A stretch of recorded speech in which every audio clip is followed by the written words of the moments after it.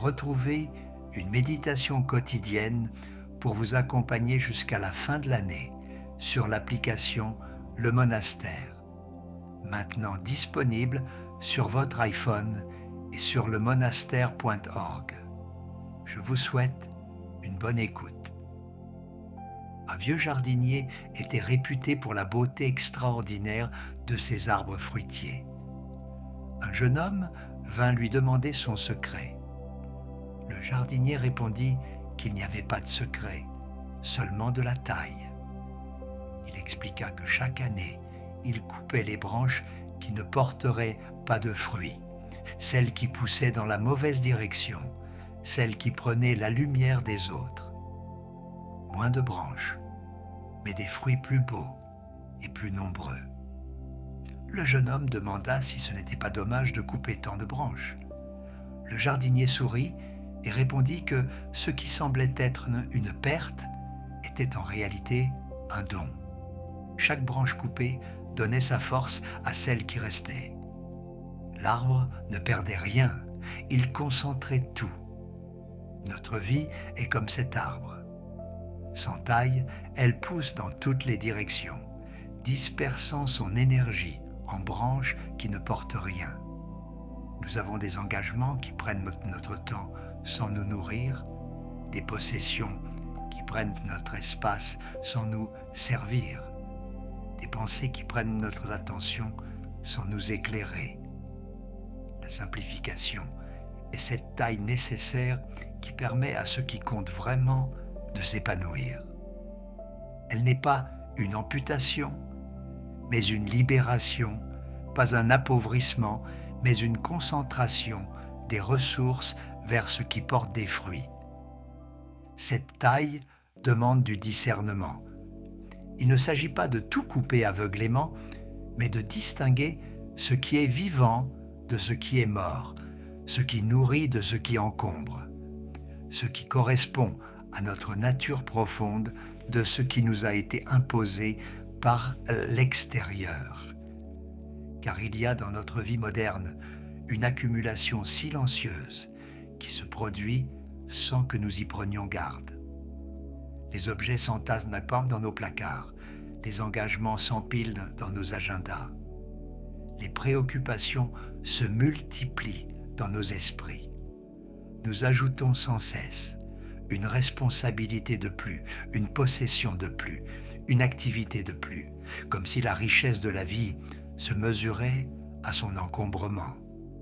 Et puis un jour, nous nous réveillons épuisés, submergés, incapables de dire comment nous en sommes arrivés là, cherchant désespérément un espace pour respirer dans une existence devenue trop pleine. Cette surcharge n'est pas un accident.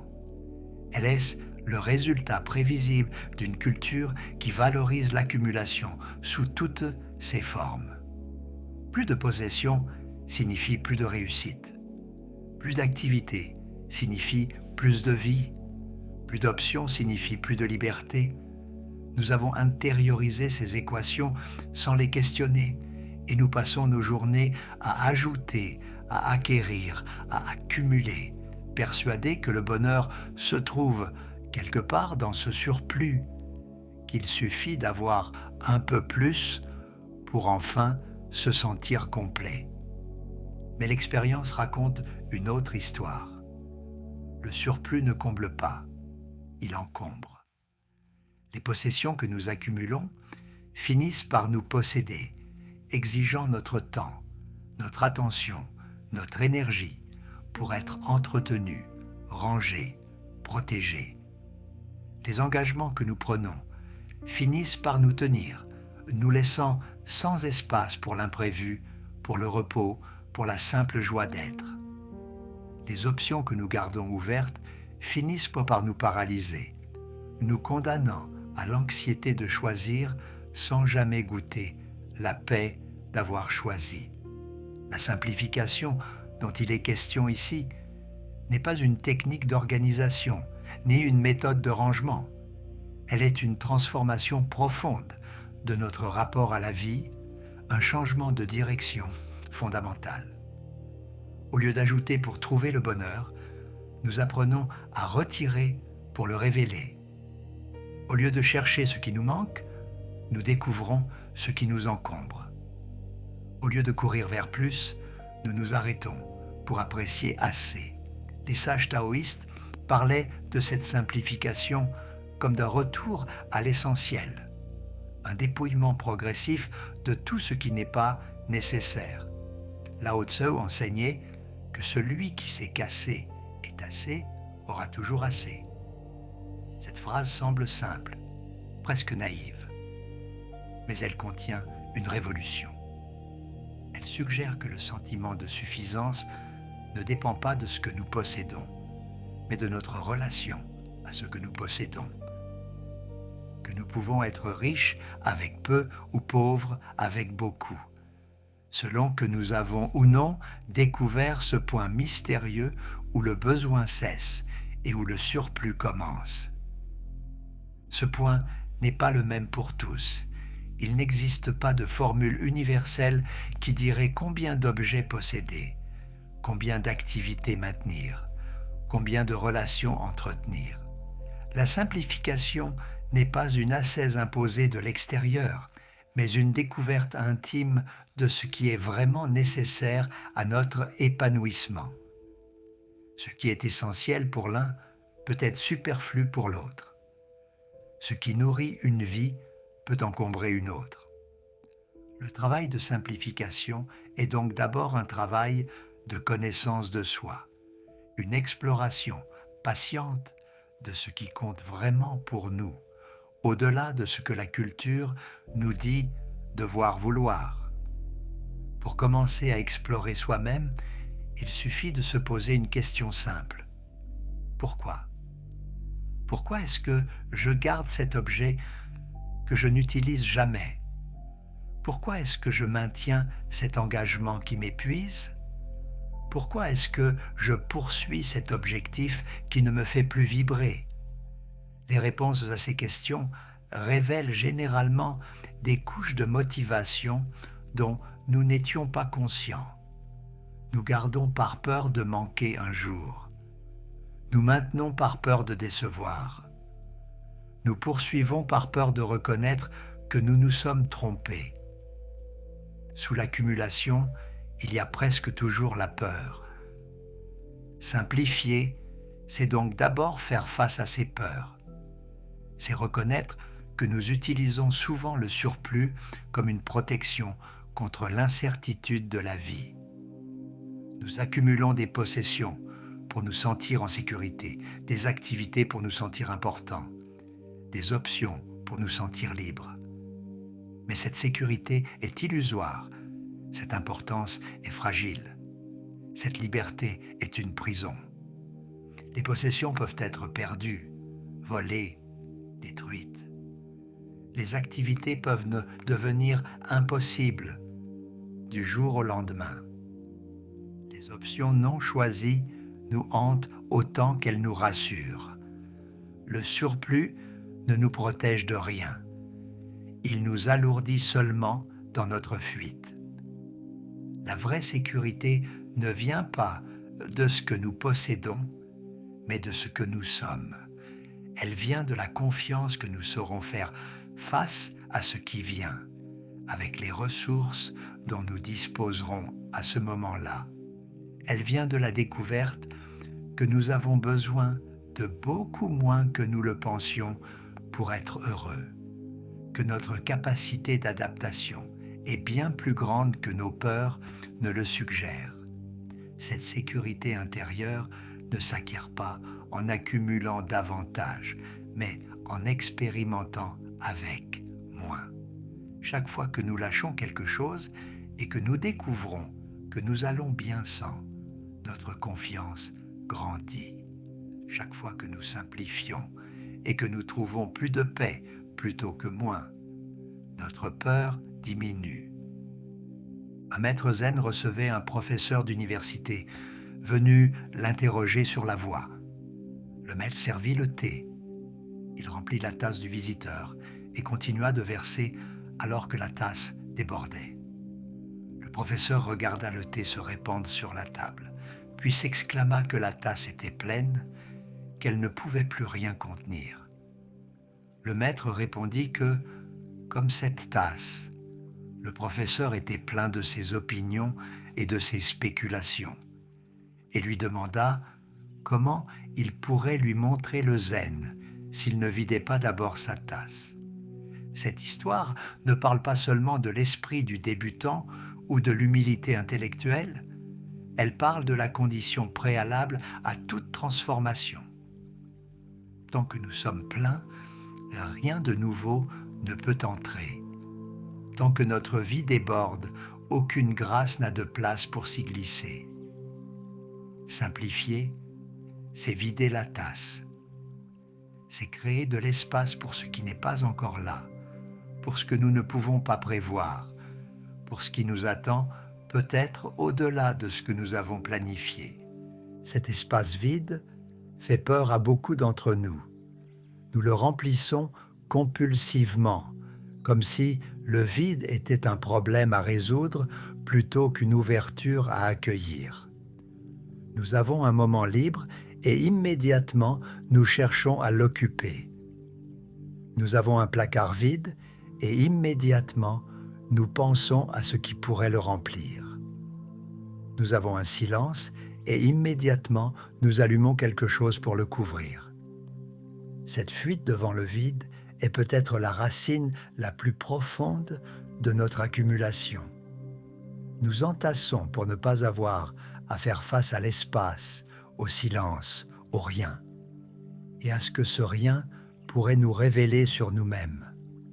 Car le vide n'est pas vraiment vide, il est plein de présence, plein de possibilités, plein de ce qui ne peut émerger que lorsque nous cessons de le saturer. Les traditions contemplatives ont toujours su cela. Le silence n'est pas l'absence de son, mais la présence de l'écoute. L'espace n'est pas l'absence d'objets, mais la présence de la disponibilité. Le temps libre n'est pas l'absence d'activité, mais la présence de la vie à elle-même. Quand nous simplifions, nous ne créons pas du néant, nous créons les conditions pour que quelque chose d'autre puisse apparaître. La simplification touche d'abord les objets, parce que c'est là que le travail est le plus tangible. Chaque chose que nous possédons occupe non seulement un espace physique, mais aussi un espace mental. Elle demande à être pensée, gérée, maintenue. Même les objets que nous oublions dans un tiroir exercent une pression subtile sur notre psyché, une sorte de bruit de fond qui consomme notre énergie sans que nous en soyons conscients. Alléger notre environnement matériel allège aussi notre esprit. Ce n'est pas une métaphore, c'est une expérience que chacun peut vérifier. Mais la simplification des objets n'est qu'un début. Elle nous prépare au travail plus subtil de simplifier nos engagements, nos relations, nos pensées, car le même mécanisme d'accumulation opère à tous ces niveaux. Nous disons oui à trop de choses, nous maintenons des liens qui ne nous nourrissent plus, nous entretenons des préoccupations qui ne servent aucun but. Simplifier signifie apprendre à dire non. Non à ce qui ne correspond pas à nos valeurs profondes, non à ce qui nous éloigne de l'essentiel, non à ce qui remplit sans nourrir. Ce non n'est pas un rejet, mais une protection.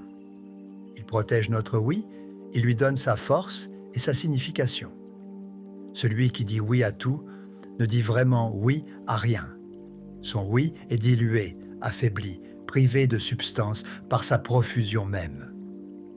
Celui qui apprend à dire non découvre que son oui devient plus entier, plus engagé, plus présent.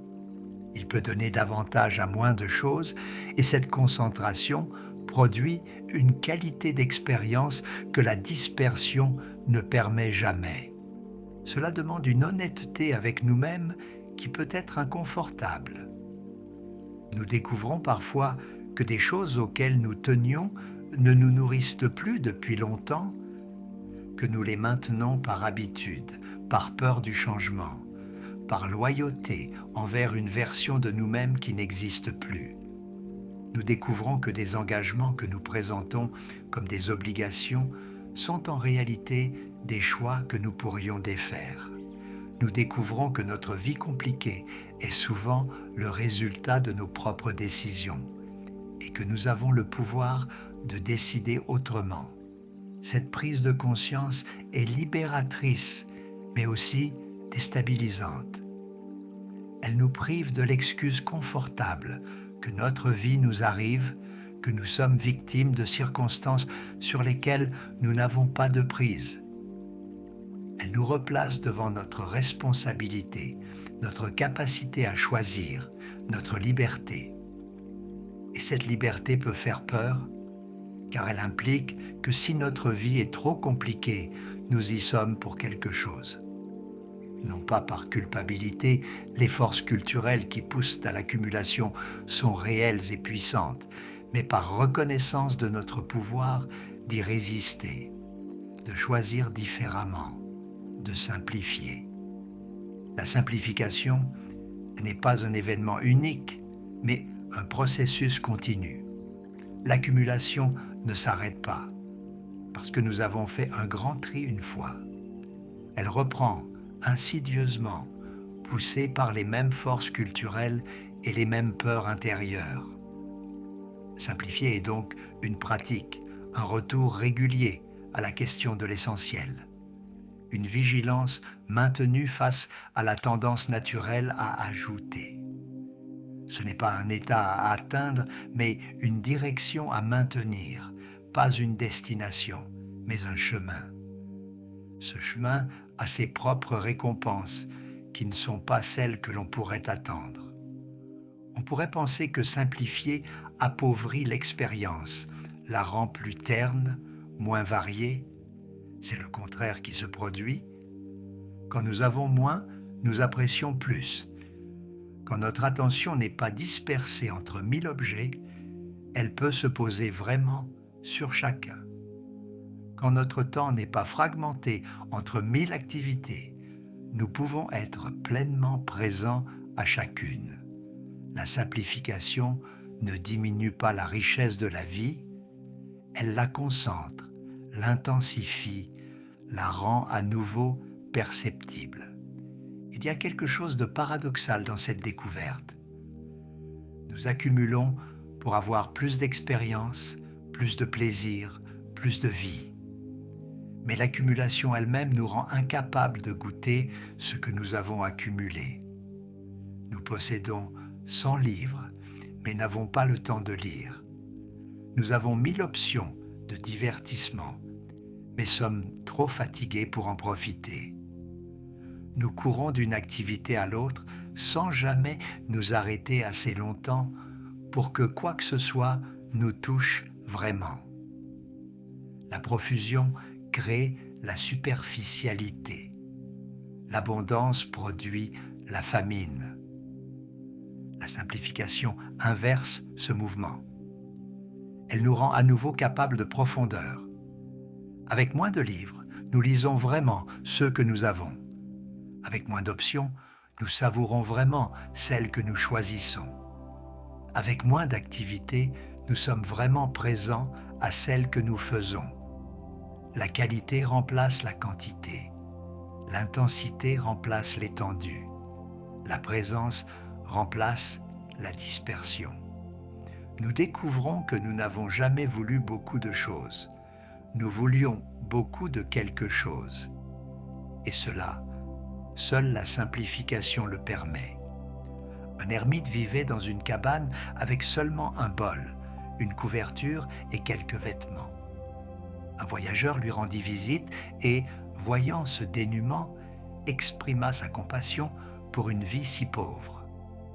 L'ermite le regarda avec surprise et répondit qu'il ne comprenait pas, car il avait tout ce dont il avait besoin. Le bol lui permettait de manger et de boire. La couverture le gardait au chaud. Les vêtements le couvraient. Que pouvait-il désirer de plus ? Le voyageur insista en disant qu'il n'avait rien pour se distraire.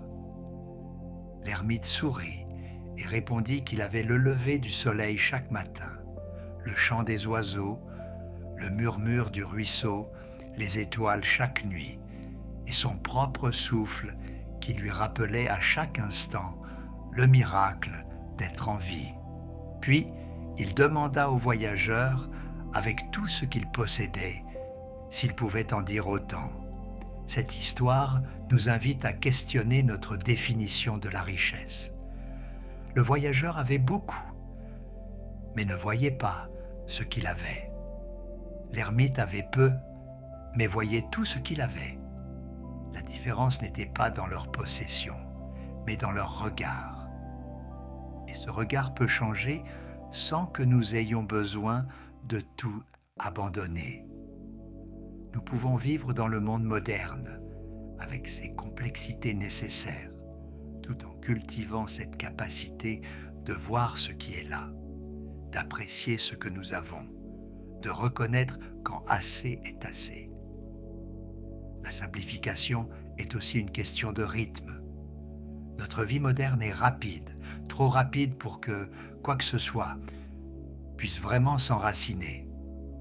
Nous passons d'une chose à l'autre sans transition, d'une expérience à la suivante sans intégration, d'un projet à l'autre sans achèvement véritable. Cette vitesse crée une forme particulière d'encombrement. L'encombrement du temps, la saturation du vécu, l'impossibilité de digérer ce qui nous arrive. Simplifier signifie aussi ralentir, créer des espaces entre les choses, permettre au temps de s'étirer assez pour que la vie puisse être vécue et non seulement traversée. Ce ralentissement n'est pas une perte de temps, mais une transformation de notre relation au temps. Dans la vitesse, le temps est un ennemi, une ressource rare qu'il faut exploiter au maximum. Dans la lenteur, le temps devient un ami, un espace où les choses peuvent se déployer à leur propre rythme. Nous découvrons que beaucoup de notre agitation ne produit rien d'utile, qu'elle est du mouvement sans direction, de l'activité sans fruit. Nous découvrons que nous pouvons faire moins et accomplir plus, être moins occupés et plus efficaces, avoir moins d'activité et plus de vie. Il y a dans cette simplification une forme de respect pour la vie. Quand nous accumulons compulsivement, nous traitons les choses et les expériences comme des objets jetables, consommables, remplaçables. Nous les avalons sans les goûter et passons immédiatement à autre chose.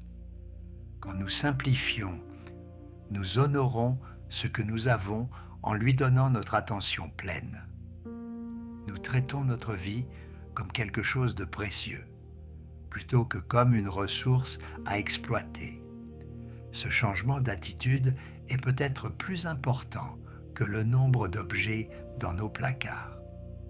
Quand nous possédons beaucoup, nous vivons dans l'illusion que nous sommes autonomes, que nous n'avons besoin de personne, que nos possessions nous protègent de la vulnérabilité d'être humain.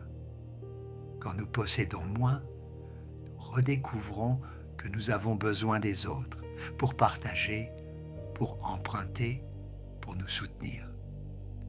Cette redécouverte n'est pas une faiblesse, mais un retour à la vérité de notre condition.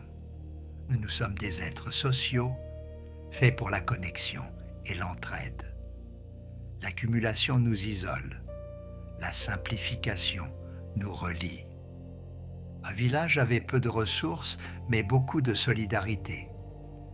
Chaque famille possédait quelques outils, quelques ustensiles, quelques provisions. Quand quelqu'un avait besoin de quelque chose qu'il n'avait pas, il allait le demander à son voisin. Les choses circulaient, les liens se tissaient, la communauté se renforçait. Puis le village devint prospère. Chaque famille put acheter tout ce dont elle avait besoin.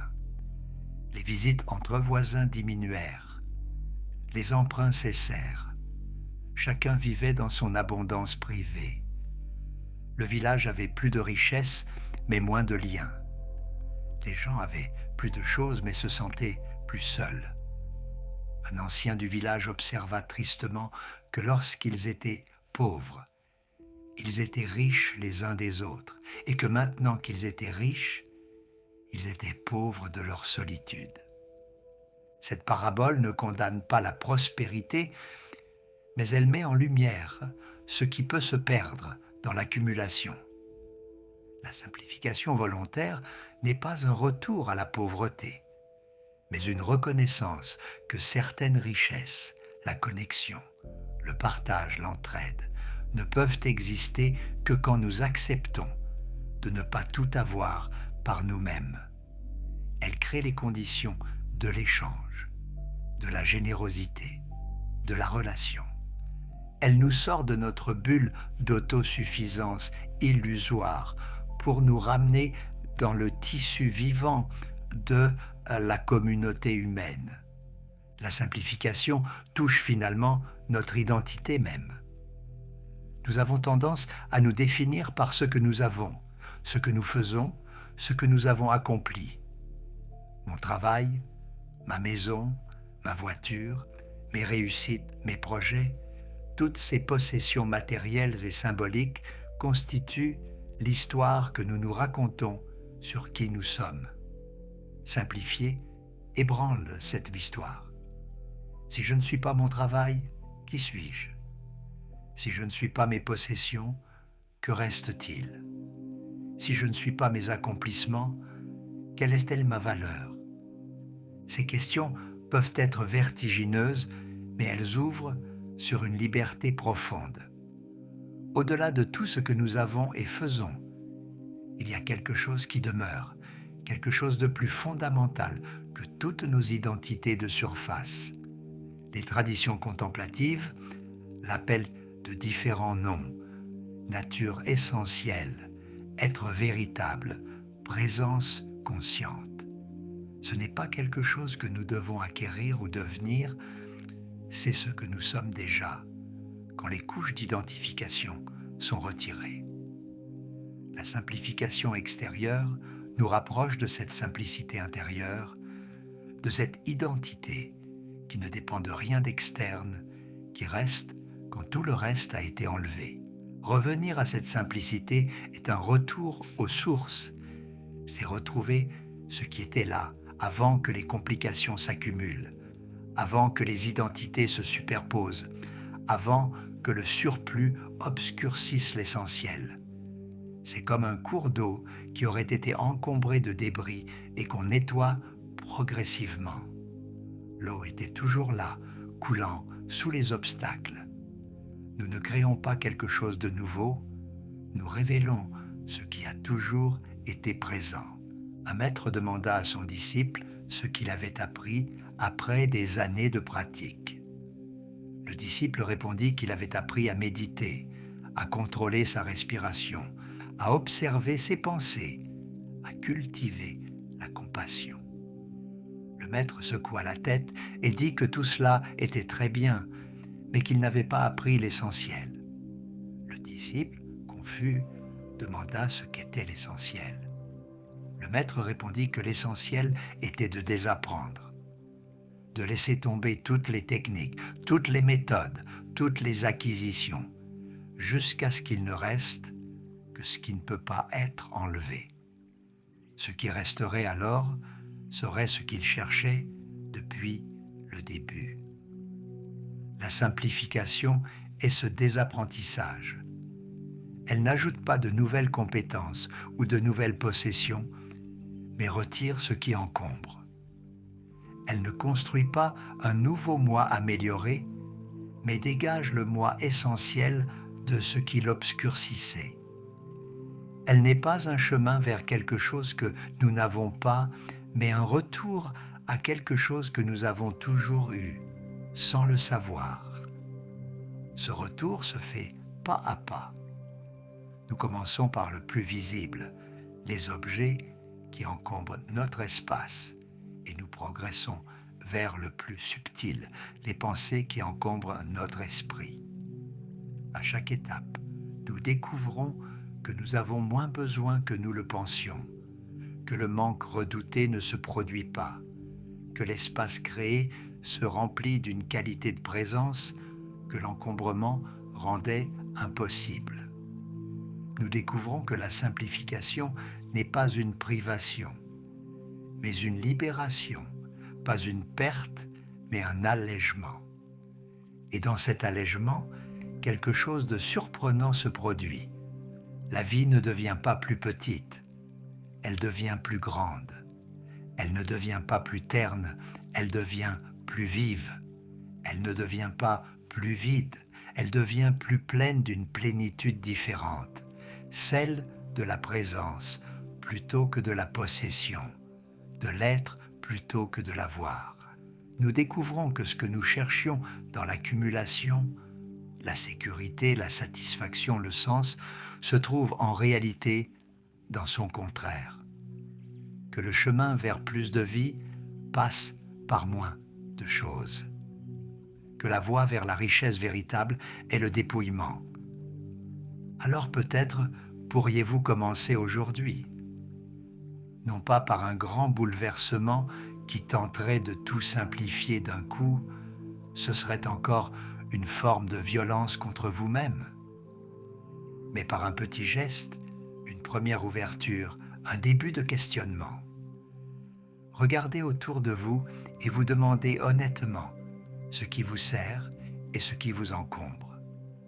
Regardez votre emploi du temps et vous demandez ce qui vous nourrit et ce qui vous épuise.